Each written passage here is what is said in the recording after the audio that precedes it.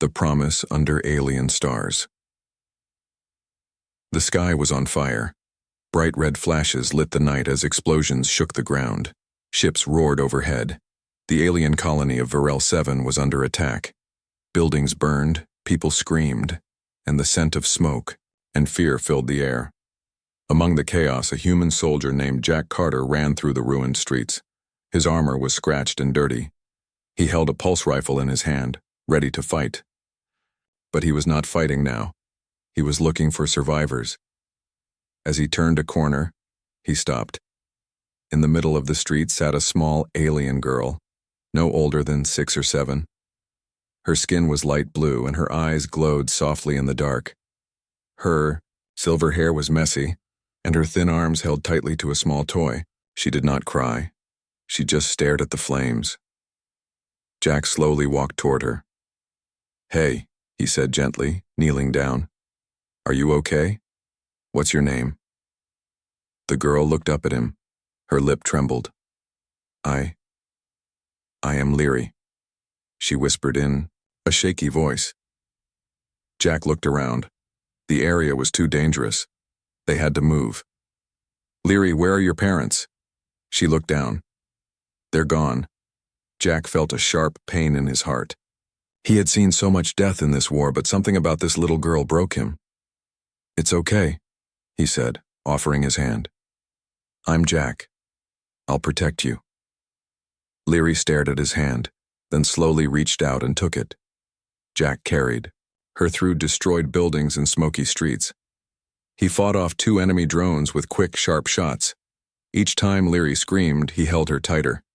Finally, he reached the extraction point where a few soldiers waited by a small human dropship. "I've got a civilian child," he shouted. The medics rushed forward, but Leary wouldn't let go of him. She clung to his chest like a frightened animal. "She won't let me go," Jack told the medic. "You'll have to stay with her until we reach the fleet," the medic said. Jack nodded. "Fine." Hours later, they were on the human fleet ship Horizon Star, moving through space. Leary was clean now and wearing a warm blanket, but she still stayed near Jack. She didn't eat much. She didn't smile. She just watched him with big, quiet eyes.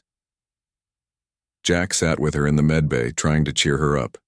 He made silly faces, told jokes, even gave her a chocolate bar. But nothing worked. Then he said, "You know what?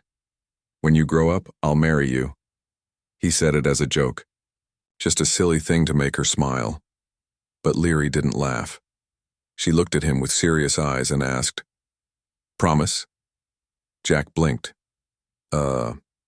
Yeah. Promise." Still, she didn't smile. But she nodded and closed her eyes, falling asleep beside him. Jack looked at her and sighed. "Poor kid," he whispered. "She won't even remember me." The next day, he was told she would be sent to a special alien orphan center in the peaceful Zovari system. It was a good place, safe. She'd be cared for and protected. When it was time to say goodbye, Jack walked her to the shuttle. Leary didn't cry. She didn't speak. She just held her toy and looked at him. Jack knelt and smiled. "You'll be okay. You're strong." Leary looked at him for a long moment and said softly, "One day, I'll come back." Jack chuckled. "All right, little princess, I'll be here." The shuttle door closed and Leary was gone. Jack stood there for a long time staring at the stars.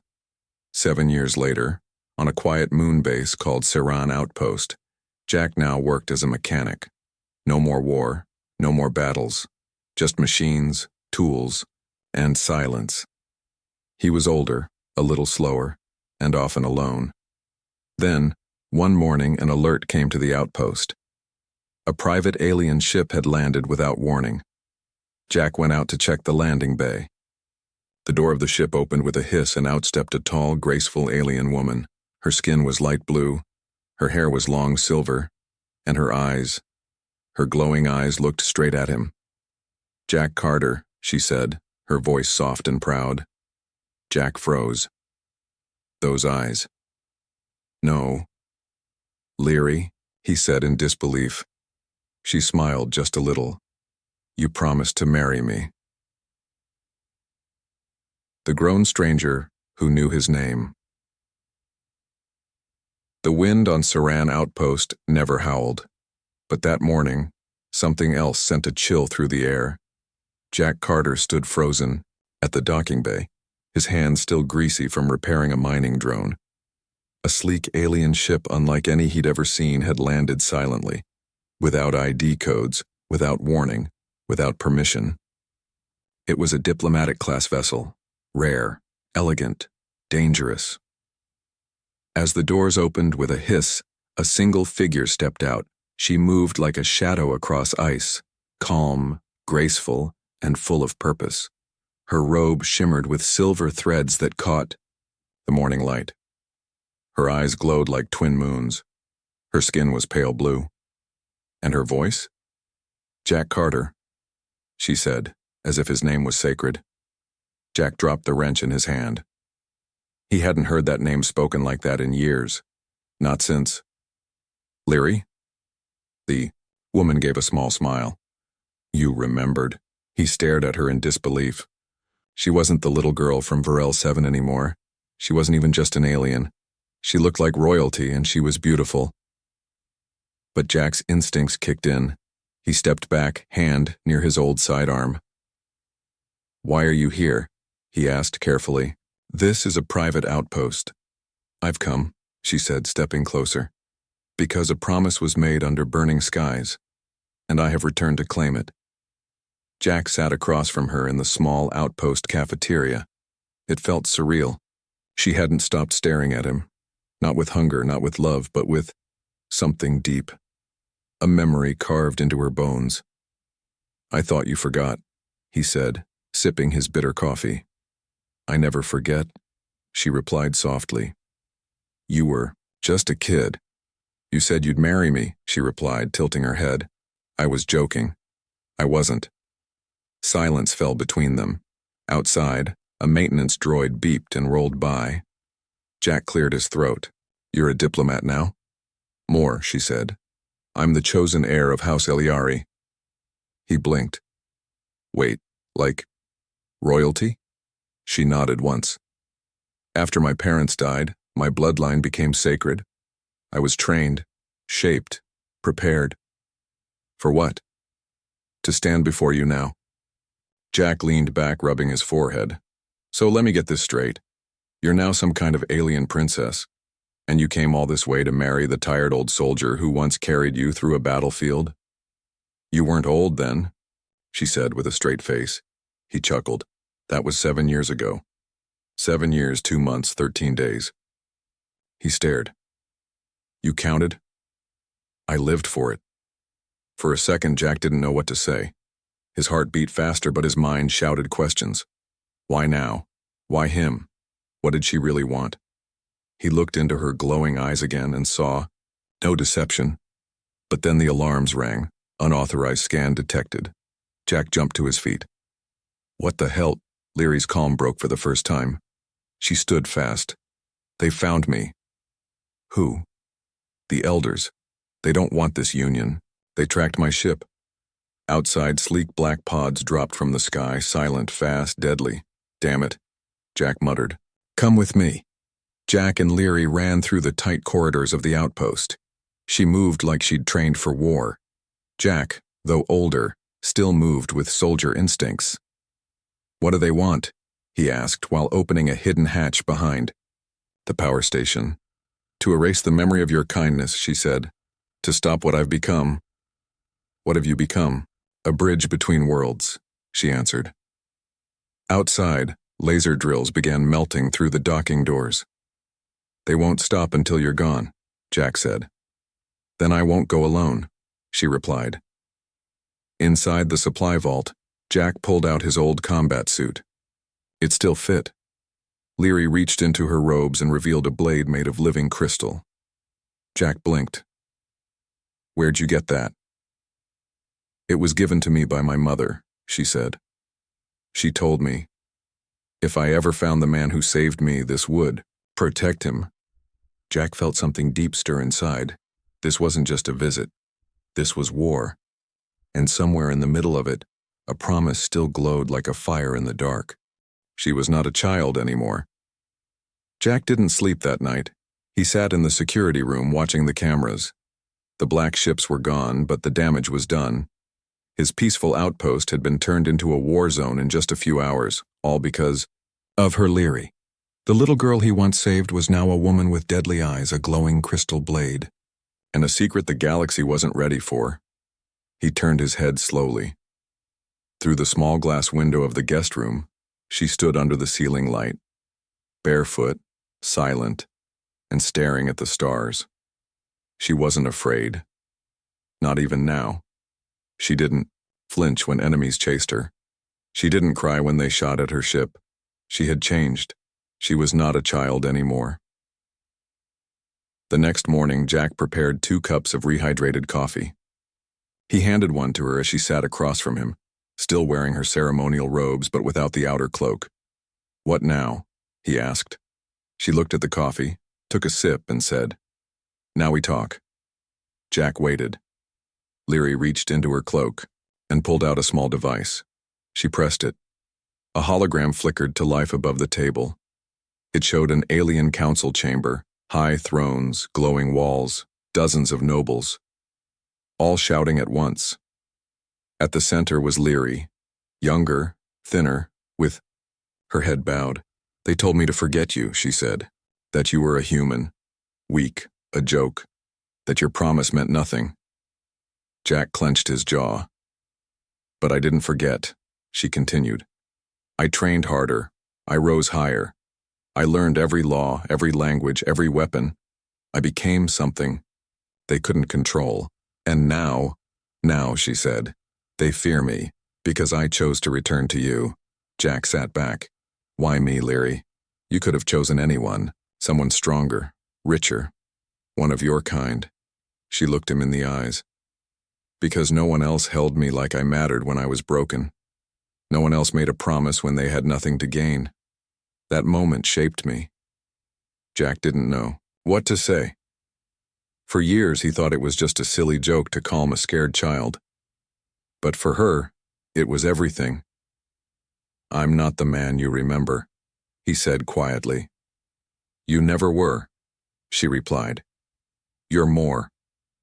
Before Jack could respond, the base lights flickered, then the power cut off completely. Jack stood up fast. "Backup's dead, that's not normal." Leary was already moving. "They've returned." From the window, dark ships hovered silently above the cliffs.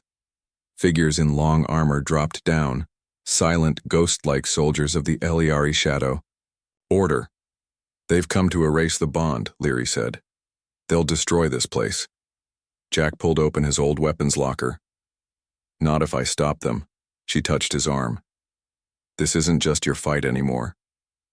Together they moved through the halls, setting charges, closing bulkhead doors, preparing defenses. As they worked, Jack couldn't help but watch her.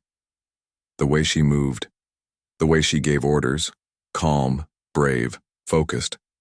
But when she caught him looking, her face softened. "I always wondered what you'd look like," she said. "As a man." Jack chuckled. "Disappointed?" "No," she said. "It suits you." They paused for a second, just 1 second, and in that moment, something shifted. It wasn't a game anymore. It wasn't a memory. It was real. The battle came fast. Explosions shook the outpost. Shadow soldiers stormed the corridors. Jack fired shot after shot, covering Leary as she leapt and sliced through enemies like a dancing flame. At one point, a soldier aimed at her back. Jack dove in front of her, taking the blast on his arm. "Jack!" she screamed, helping him up. "I'm fine," he grunted, pulling her behind cover. "You shouldn't risk yourself." "You came back for a promise," he said. "Let me keep it." By the end of the night, they stood among broken walls and sparking wires. The attackers were gone. Fled. Defeated. Leary's face was covered in sweat and dirt. Jack's arm was bleeding, but he was still standing. She stepped closer, eyes glowing, brighter now. "Will you still marry me?" she asked softly. Jack stared at her, really seeing her for the first time, not as a child, not as an alien, but as a woman who crossed stars for a promise. And he smiled. "Not today," he said. "But soon." The Court of Fire and Judgment. The sky of Elyar Prime was burning red, not with war, but with judgment. Jack had never seen anything like it. Two suns hovered above a cracked stone valley, and in the center stood a giant temple, carved from black crystal. Alien banners waved in the hot wind, and the air itself felt heavy, like it could crush a man's soul. He stood alone. Behind him, two armored guards held spears longer than Jack was tall. Before him, a staircase led to a platform glowing with fire, the high seat of honor and trial, and at the top sat the Elders of Elyari, 12 of the most powerful minds in the galaxy. This wasn't a meeting. This was a test. 2 days earlier, Lyri had brought Jack to her homeworld. She told him there was only one way the Elders would accept their bond. A human had to prove himself in the Court of Fire and Judgment. "I don't need their approval," Jack had said. "But I do," Lyri replied, "or they'll call me unworthy. And you, disposable." He didn't like the sound of that, but he agreed. Now, standing under the eyes of thousands of Elyari nobles and warriors, Jack tried not to show his fear. "Step forward," a deep voice called from above. He walked to the center of the glowing platform. The fire beneath his boots didn't burn him, but it stung like walking through hot sand.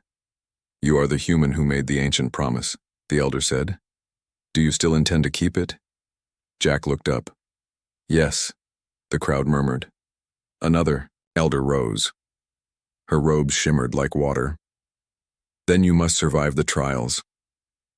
"Name them," Jack replied. The first was the trial of mind. Jack was placed in a circular chamber where alien symbols floated in the air. A voice whispered riddles in his ear in 5 different languages. He had to find patterns, solve logic puzzles, and answer questions about Elyari customs, most of which he'd never even heard before. Every wrong answer triggered a wave of heat or light that burned his skin. Hours passed. By the end, Jack collapsed to his knees, but he had passed. The second was the trial of flesh. He was taken to the arena of storms, where artificial lightning crashed against metal pillars. A beast was released, a massive 6-legged creature with bone armor and acid dripping from its mouth. The crowd roared, thinking the human would die in minutes. But Jack had survived worse. He dodged, ducked, and finally climbed the creature's back. He didn't kill it. Instead, he showed mercy, disabling it with a well-placed stun rod to the neck. Silence fell across the arena. Some were shocked, others impressed. Then came the hardest part, the trial of truth. In the Hall of Mirrors, Jack stood before the council. Lyri sat on the side wearing ceremonial robes, her face calm, but her eyes full of fear. A voice said, "You may leave now. We'll grant you riches, land, even a ship of your own. Walk away and no harm will come to you. Do you accept?" Jack's heart pounded. He looked at Lyri.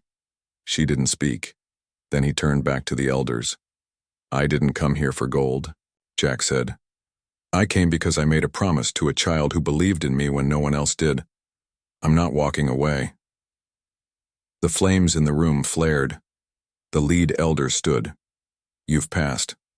But just as Jack began to breathe easier, a voice shouted from the crowd, "The trials are a lie." A tall figure jumped onto the platform, a noble dressed in dark armor. His face was cold and his eyes burned with jealousy. It was Prince Tazek, Lyri's distant cousin, and the one chosen by the council to marry her before she rebelled.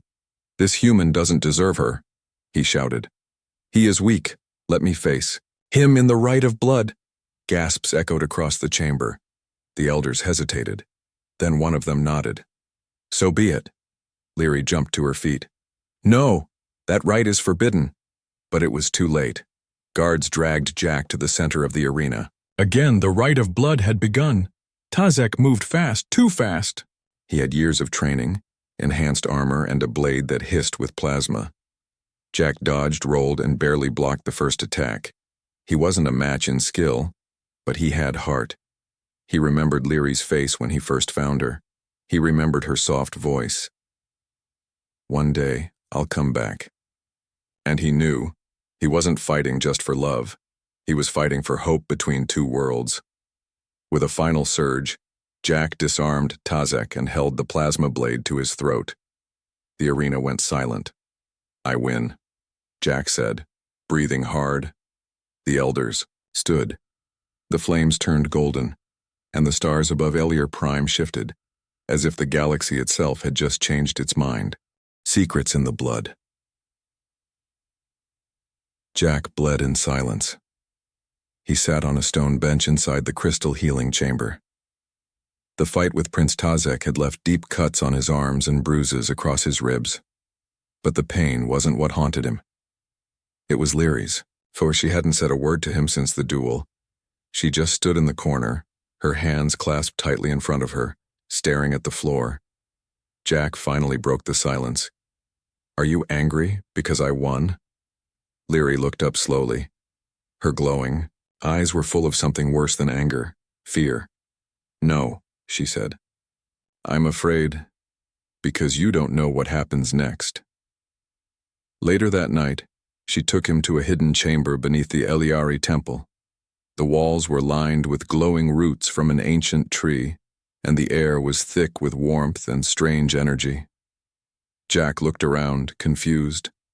"What is this place?" Lyri whispered. "This is the Chamber of Binding. Only blood heirs are allowed here." She stepped toward a pedestal and placed her hand on it. The roots lit up brighter. A secret drawer opened, and inside was a small, crystal vial filled with golden liquid. She held it out to Jack. "What's that?" he asked. "My blood," she said. "Changed, evolved." He stared at her. "Why are you giving it to me?" Lyri looked down. "Because I'm dying, Jack." The words hit him like a hammer. "What do you mean dying?" he asked, stepping forward. "My body can't hold the power I carry anymore," she said. "Eliari, blood is unstable after our kind reaches maturity, unless it bonds with another." Jack felt cold. "You mean like a life partner?" She nodded. "Yes. That's why the promise matters. It's not just about love. It's survival. I have to bond with someone compatible, or my blood will turn against me." Jack was silent. "Then," he asked, "and I'm compatible?" Lyri gave a weak smile. "The test confirmed it. Your DNA, your spirit. It's rare. Human, but more." Jack took the vial in his hands. It was warm, alive. "So this is why the council didn't want me," he said. "They wanted to control your bond." "They feared it," she replied. "If I bond with you, our future child will be something new. A bridge. A bloodline that could change everything."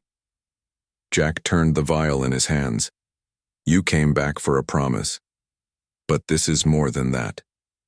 Lyri stepped close, her fingers brushing his. "I came back because I trusted you with my life when I had nothing. Now I trust you again with everything." Suddenly, the chamber lights dimmed. A voice echoed from the upper corridor. "Step away from him, Lyri." It was Elder Sarn, one of the High Counselors. He stepped down the stairs with a squad of armored guards. "You brought him here without permission," he said. "You tried to bond without the blessing." Jack stepped forward. "She doesn't need your blessing. She is the future of our people," Sarn replied coldly, "and you are a threat to it." One of the guards raised a blaster. Before he could fire, Lyri flung out her hand. The roots of the chamber surged upward like vines, knocking the guards back and blocking the entrance with glowing tendrils. Jack stared in shock. "You never told me you could do that," he said. Lyri looked pale. "It's the blood, but the power is unstable. I can't hold it for long." Jack stepped forward and uncorked the vial. "What happens if I drink this?" Lyri hesitated. "You accept the bond. You become part of me forever. But if your body rejects it, it could destroy you."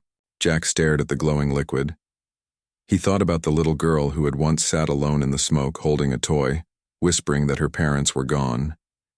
He thought about the woman now, willing to sacrifice herself just to keep a promise alive. And, without another word, he drank it. The pain was instant, His body lit up with fire. Every cell screamed. He collapsed to the floor, gasping, shaking, eyes wide. Leary rushed to him, holding his head in her lap. "Jack, you have to breathe. You have to hold on." His skin began to glow. His veins lit like starlight. Then slowly, the fire faded. Jack opened his eyes.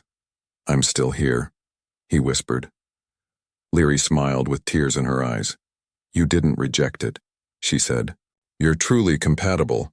The chamber pulsed with new energy. The walls glowed brighter. But above, Elder Sarn and his guards were cutting through the vines with energy saws. "We don't have much time," Jack said, pulling himself up. Leary looked into his eyes. "You're not just my promise now," she whispered. "You're my bond. My equal." Betrayal beneath twin moons. The twin moons of Elyar Prime glowed blood red. From the top of the Temple of Stars, Jack stood beside Leary, watching the skies. The energy in his body was still burning. Ever since drinking her blood, he felt different, stronger, faster, but also connected deeply to her. They had done it.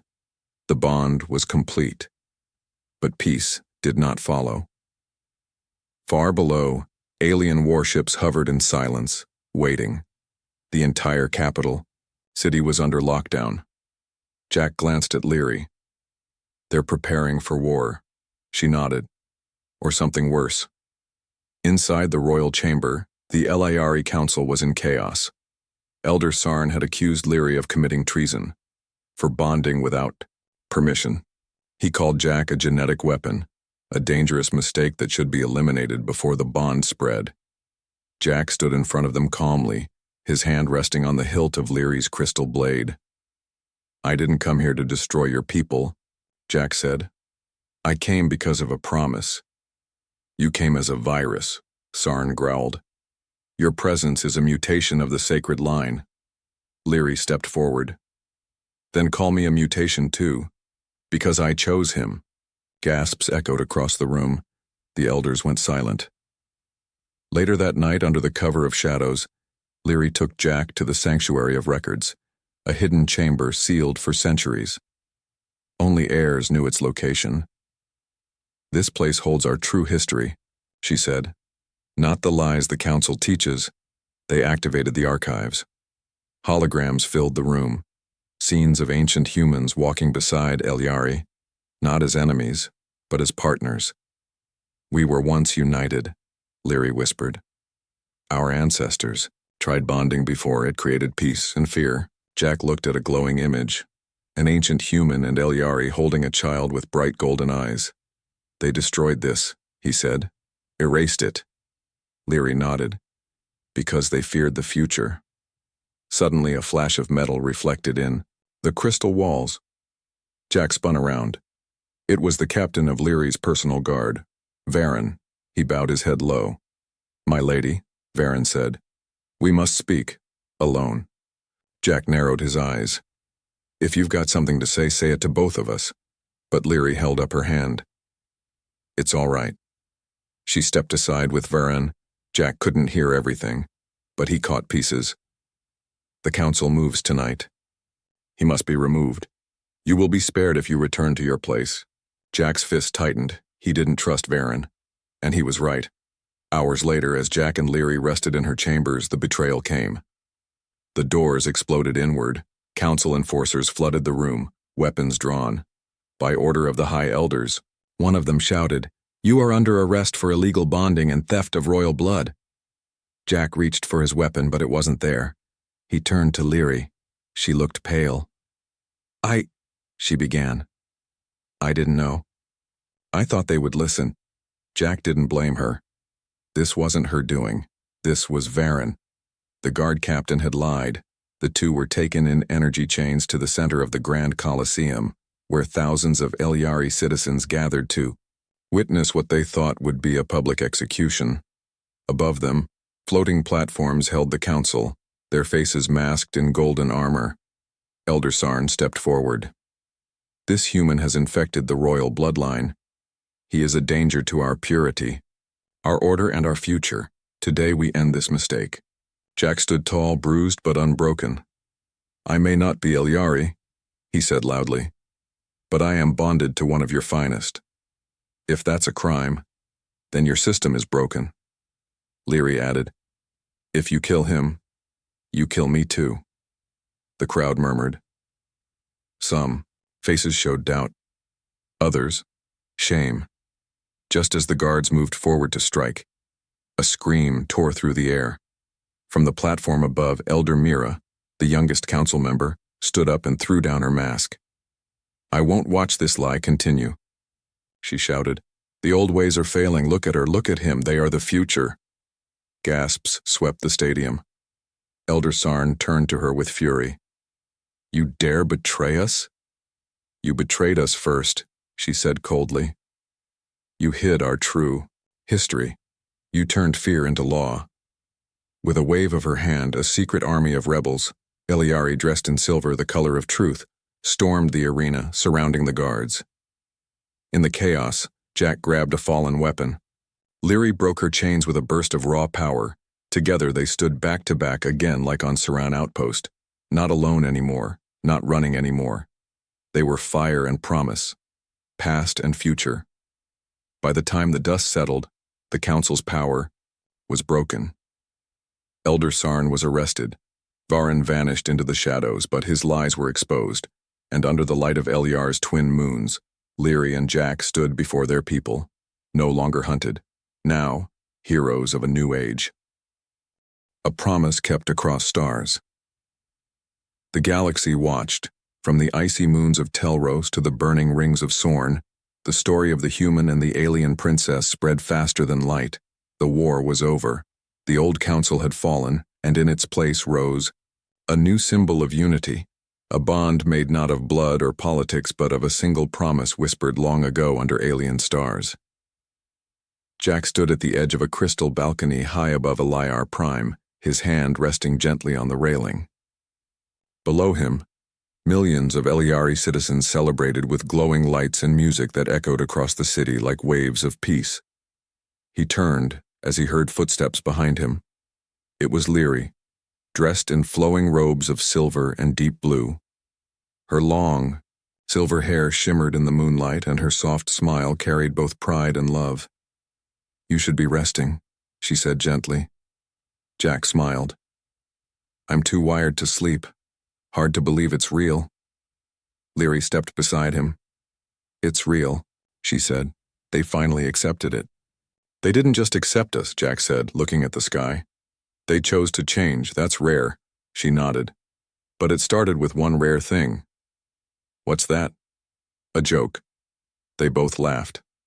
The next day, a new ceremony was held. Not the old bonding rituals of chains and blood oaths, but something new, a joining of equals. The Hall of Stars had never seen anything like it.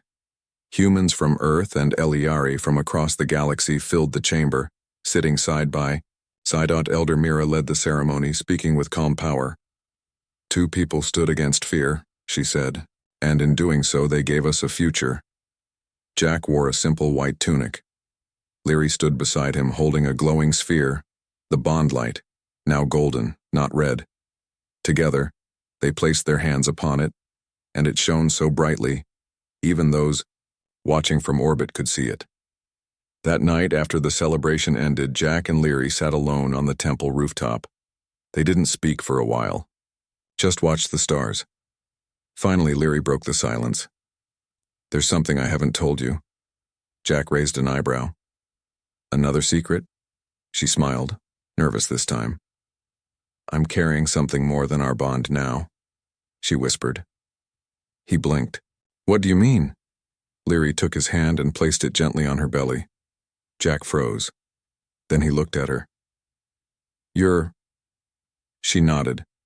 "A child," she said. "Ours." Jack didn't speak. He couldn't.